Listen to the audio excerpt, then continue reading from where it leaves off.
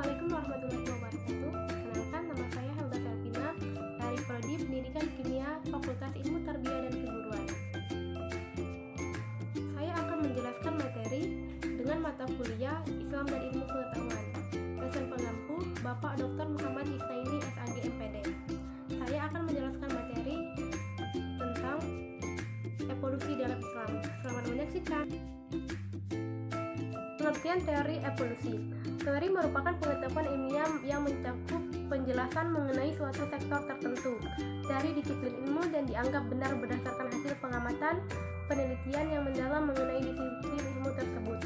Sedangkan evolusi menurut biologi adalah proses perkembangan segala bentuk kehidupan atau perkembangan tahap demi tahap yang diawali dengan tidak adanya perubahan sama sekali atau perubahan yang menjembatani kesenjangan.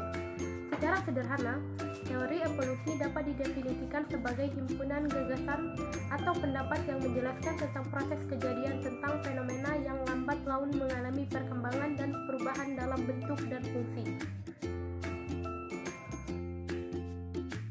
Selanjutnya, teori evolusi menurut ilmuwan.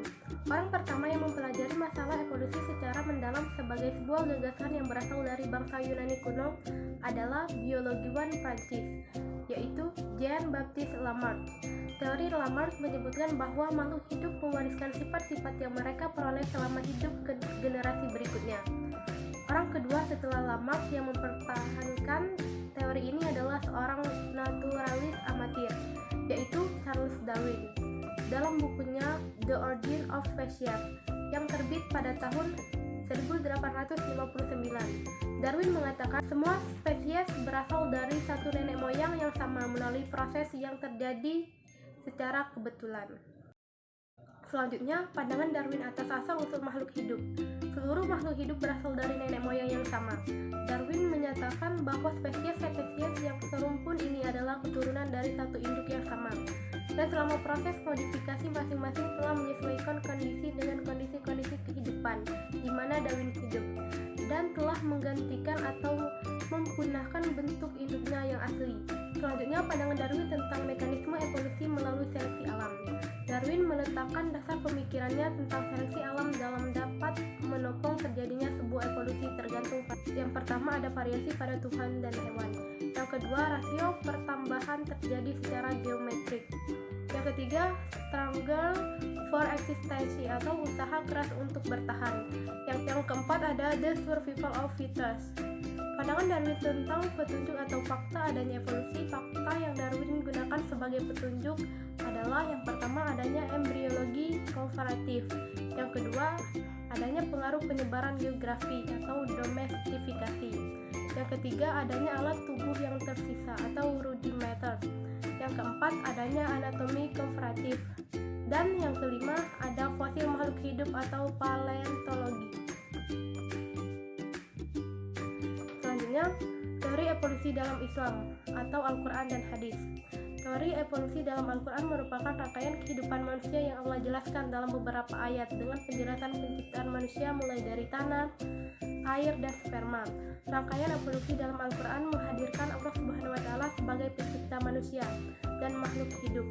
Proses penciptaan manusia yang dapat dijadikan pendekatan teori evolusi Allah Subhanahu wa Ta'ala disyaratkan dalam satu ayat secara lengkap, yaitu Al-Quran Surat Al-Hajj 22 ayat 5.